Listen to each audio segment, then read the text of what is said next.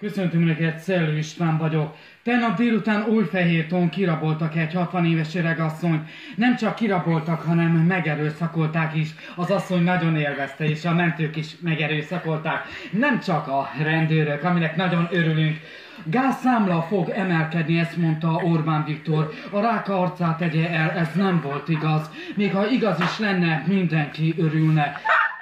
Emelkedik a gázszámla is, nem csak a villanyszámla. Soros György mondta ezt, hogy a rák arcát tegye el, és a időjét, hogy pukkanjon ki.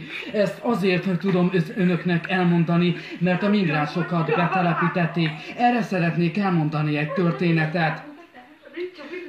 27 éves lányt erőszakoltak meg 5 migráns. A migránsok élvezték, de az asszony lassan bele is halt.